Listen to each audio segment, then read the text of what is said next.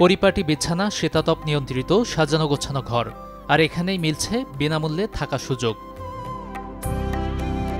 চিকিৎসা কিংবা অন্য প্রয়োজনে ঢাকায় এসে অনেকেই হন দিশেহারা, মেলে না মাথা গোঁজার ঠাঁই। তাদের জন্য কয়েকদিন বিনামূল্যে থাকার এমন সুযোগ দিচ্ছে হাফেজ হুজুর রহমাতুল্লাহ আলাইহি সেবা ফাউন্ডেশন। রাজধানীর মোহাম্মদপুরের মোহাম্মদী হাউজিং লিমিটেডের ৪ নম্বর রোডে অবস্থান এই প্রতিষ্ঠানটির।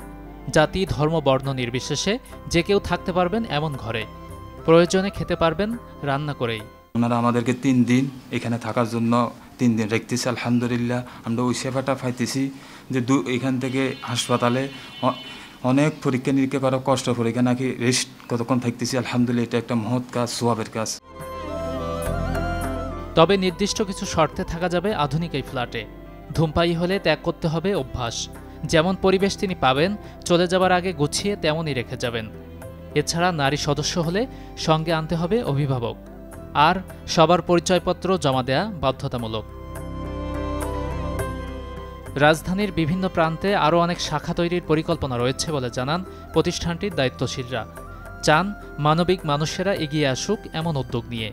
প্রত্যন্ত অঞ্চল থেকে আসে, গ্রাম থেকে আসে, তারা চিকিৎসার জন্য 2-1 দিন থাকার প্রয়োজন হয়। তো সেই সুবাদে এখানে তারা আসার সুযোগ পায়, তাদেরকে এখানে অগ্রাধিকার দেওয়া হয়। উদ্দেশ্য হলো একটাই, যে সেবার চেতনা এটা আমাদের মাঝে যেমন আছে, বাকি সবার মাঝে যেমন ছড়িয়ে যায়, সেটা আমাদের উদ্দেশ্য। 2025 জানুয়ারি থেকে চালু হয়েছে। তো ইনশাল্লাহ আমরা প্রক্রিয়াধীন বিভিন্ন জায়গাতে আমরা করার চেষ্টা করবো ইনশাল্লাহ। আমরা এখন মোটামুটি আমরা ভালো পাচ্ছি, যেহেতু শুরুতে একটা প্রচারের বিষয় ছিল, আমাদের পরিচিত যারা আছে তারাই আসতেন। একসময় ভারতীয় উপমহাদেশে মুসাফিরখানার চল থাকলেও কালের বিবর্তনে হারিয়ে গেছে তা। তবে মানবিক এমন উদ্যোগ যেন মনে করায় পুরনো সেই ঐতিহ্য। গাজী আনিস, চ্যানেল 24, ঢাকা।